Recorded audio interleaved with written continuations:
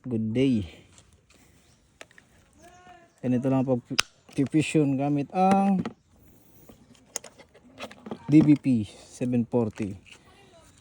Una, strip mo lang muna. Hindi nakapasok, may nagpapasok. Ganyan lang. Tapos dito number 15. Ikalawang ano. Oops, madali pa. Number 15. Ayan, putol na yan. Dispose mo yung ano, basura. Yan. Number 15 dun sa clever. Tapos lalagay mo dito, dapat hindi mo maano yung center. Kasi pag, for example, i-center natin. Oh, ganyan. Center natin Lagbas natin sa center. Yung dalawang ano na yan, rod na tinatawag. Oh, kitang-kita, dapat hindi makita. Kitang-kita ng camera, dapat hindi siya makita ng camera. So igigilid mo siya ng onte lang. Di lang makalagwas sa center. Ganyan lang. So, yung isa naman, same lang gagawin nyo. Number 15 din sa clever yung size. Yun lang, pumaltos. Ito lang, stripper. Hindi to kasama sa package ni DPP pang timban at package lang to. Strip mo lang. Number 15 ulit. Ipakita ko sa inyo ito, number 15. Both side number 15 dito sa clever. Yan, 15. Di ba? Ganda ng clever ni DBP. Lagay mo ulit siya dyan. Ayun, nakamili na naman tayo. Dapat pala ito na muna inuna. Sleeve, dapat dalawa nito kasi problema, naubusan na tayo. Isa lang muna. Mayroon tayong electrical tape.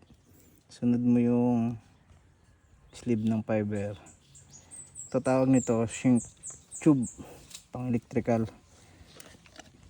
Ayan, ang ayaw ko sa DBP, may ganito, pero dito sa kabila wala. Yung dalawang yan. Ngayon, kapag nilagay mo to, medyo hindi siya naka ano, nung tawag yan sa Tagalog, yung nakalapat. Basta yun na yun. Ayan tignan mo, medyo, pero nasasarado naman siya. Ayan, ganyan lang guys, yung ano niya, pagitan. Hindi mo siya ilalagbas ng ganito, pero ganito lang dapat. Kasi yan, fusion na.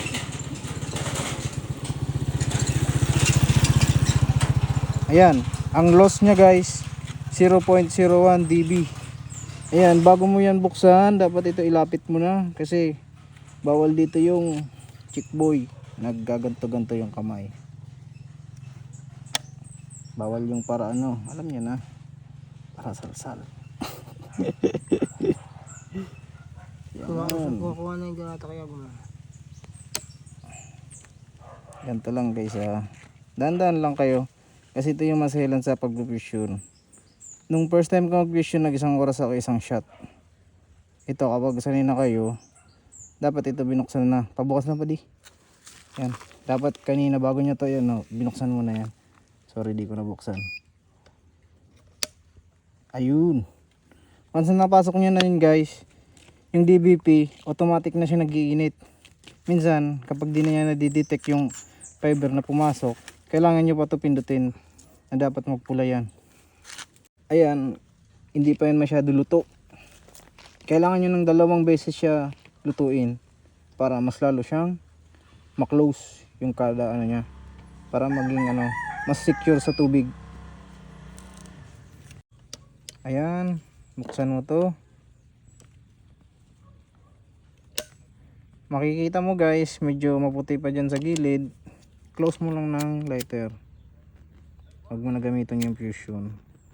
Dito lang naman sa gilid. Ayan. At ano pa yan, hindi pa tuyo. Kailangan mong patuyuin dito sa gilid na to. Ayan. Ito pa guys, ang iba hindi gumagamit nito. Ginagamit lang ng electrical tape. problema, dalawa sana ilalagay ko, naubusan ako, sakto naman. Kaya alternative yung electrical tape. Ganito lang.